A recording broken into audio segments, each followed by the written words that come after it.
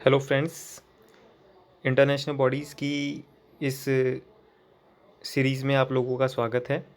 तो आज जो हम टॉपिक डिस्कस करने जा रहे हैं उसका टॉपिक का नाम है बिम्स्टेक।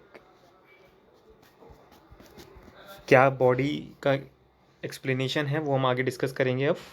तो सबसे पहले बिम्स्टेक के बारे में मैं आपको बता देता हूँ क्या है ये। Bay of Bengal initiative for multi sectoral technical and economic cooperation, इस नाम से ये जानी जाती है। अगर आपसे मेरी एक रिक्वेस्ट है, अगर आपने मेरा सार्क वाला अगर वीडियो नहीं देखा हो तो मैं मेरी आपसे रिक्वेस्ट रहेगी कि आप उसको पहले एक बार देख लीजिए, जिससे आपको, और अगर आसियान का भी अगर आप देख सकते हैं तो उसको भी देख लीजिए, क्योंकि उसको देखने के बाद आपकी इसकी एक अंडरस्टैंडिंग आपको अच्छे से डेवलप हो जाएगी। ठीक है, चलिए।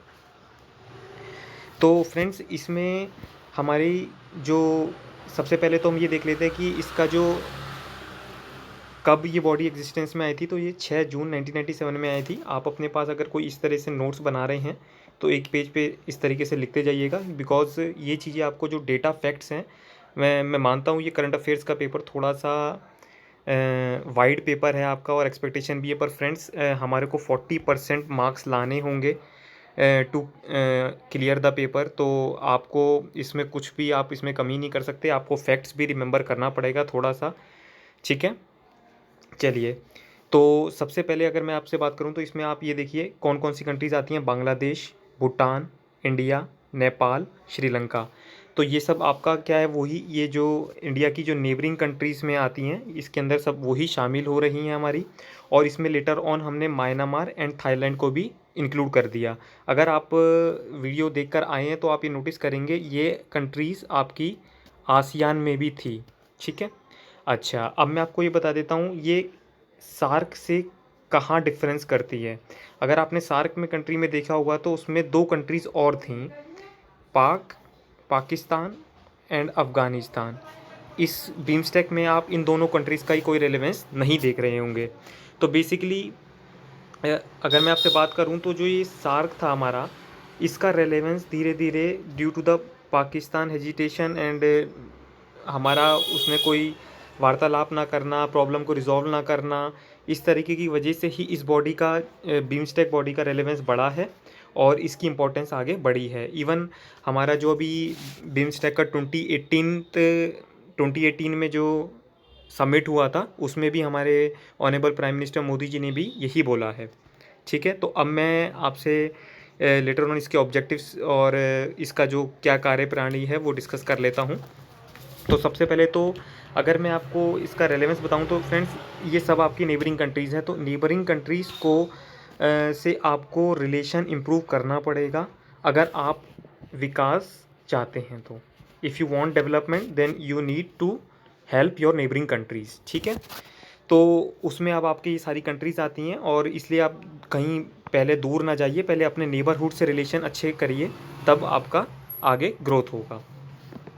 अब इसलिए ही क्योंकि पाकिस्तान इस तरीके से कुछ ग्रोथ में वो अटैक करना, ये सब करना, इस तरीके से चीज़ों को सपोर्ट ना करना, तो उस वजह से इस बॉडी में पाकिस्तान को शामिल नहीं किया गया। बट हाँ, डोर ओपन है, अगर वो चाहते हैं तो बिल्कुल कर सकते हैं। ठीक है, चलिए। तो मैंने इसमें अब आपको बता दिया। उसके बाद अगर हम बात करें तो इसकी बॉडी का क्या काम है, इसमें बेसिकली जैसे ट्रेड होता है तो आप देखते हैं कि एक कंट्री से दूसरी कंट्री में ट्रेड गुड्स मूव होते हैं तो उसमें कोई रेस्ट्रिक्शन ना आए। जैसे मोटर व्हीकल एक्ट है, ठीक है ना। तो मोटर व्हीकल एक्ट मतलब कि भाई एक कंट्री से दूसरे कंट्री में जा रहे हैं तो उसका पूरा पालन करना चाहिए, और इन द सेंस कि पालन भी करना है, उस ये कोई रेस्ट्रिक्शन ना लगाए हमारे ट्रेड में। ठीक है, और अगर हम डेटा फैक्ट्स की बात करें तो फ्रेंड्स, ये जो सारी कंट्रीज़ हैं ये मिलाकर इसमें जो है 1.5 बिलियन पीपल आते हैं। क्योंकि आप जानते हैं इसमें इंडिया भी कवर है, चाइना नहीं कवर है इसमें। तो नहीं तो ये डिजिट्स जो आप देख रहे हैं ये अपने आप में बढ़ जाती। ये इसलिए इसमें ये आप थोड़ा सा फैक्ट्स हैं जो नोट कर लीजिएगा। 1.5 बिलियन पीपल हैं जो कि हमारी कॉन्स्टिट्यूट करती है 21% ऑफ वर्ल्ड पॉपुलेशन। ठीक है, एंड जो इनका जीडीपी कंट्रीब्यूशन रहता है वो कितना रहता है हमारा, $2.5 ट्रिलियन। ठीक है, ये कुछ फैक्ट्स ऐसे हैं जो हमारे को एग्जामिनेशन के पॉइंट ऑफ व्यू से बहुत इंपॉर्टेंट है और हमारे को जानना बहुत ज़रूरी है इसका। तो बाकी मैंने आपको सार्क और आसियान से थोड़ा सा डिफरेंस करके बता दिया। अगर आप उन वीडियोस को और भी देखेंगे क्लैरिटी के साथ तो आपको और पिक्चर क्लियर हो जाएगी। ठीक है, और उसके बाद अगर हम बात करें तो ये कहाँ तक मतलब सार्क से डिफरेंस है, तो सार्क से इसलिए डिफरेंस करती है क्योंकि हमारा जो बीम स्टैक है उसमें हम एक्टिव कोलैबोरेशन की बात करते हैं कि भाई हमारे को अपने नेबरिंग से एक्टिव कोलैबोरेशन से के साथ काम करना है, उनसे कोई भेदभाव नहीं करना, उनके साथ इक्वलिटी के साथ ट्रीटमेंट करना है। ठीक है ना, क्योंकि मैंने आपको बताया था शुरुआत में डेवलपमेंट कैसे होगा, डेवलपमेंट होगा by helping the neighbourhood first. क्योंकि आप खुद जानते हैं कि अगर आप अच्छा जैसे अपने आप पड़ोसी से भी अगर अच्छे रिलेशन नहीं रखेंगे तो आपका भी कहीं ना कहीं डेवलपमेंट कम में दिक्कत आती है। तो आप इसलिए ऐसे ही कंट्री के साथ भी ये वैल्यू करता है।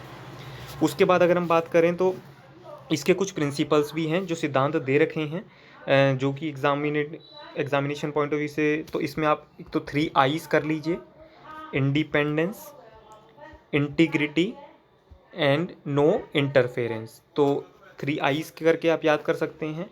इक्वलिटी, एक इक्वलिटी हो जाता है, and mutual benefit. Mutual benefit क्यों फ्रेंड्स, क्योंकि आप जानते हैं कि अब जैसे इंडिया है, अगर कुछ लोग इंडिया में ट्रेड करना चाहते हैं तो, और अगर इंडिया भी दूसरे कंट्री में बेचना चाहती है माल, तभी तो अपनी मार्केट भी हमारी एक्सपेंड करेगी। तो इवन ये म्यूचुअल बेनिफिट होता है कि एक दूसरी कंट्री भी बेनिफिट चाहती है और हमारी कंट्री को भी बेनिफिट मिले। ठीक है, तो फ्रेंड्स इस टॉपिक से रिलेटेड आई थिंक मैंने आपको इम्पोर्टेंट फैक्ट सारे बता दी हैं क्लैरिटी के साथ। ठीक है, तो आप इसको अब कर लीजिएगा। अगर कोई इशू आता है तो आप उसे कमेंट कर सकते हैं मुझे और बता सकते हैं कि कोई इशू हो तो। ठीक है, बाकी all the best for your exams, तैयारी करते रहिए। Thank you.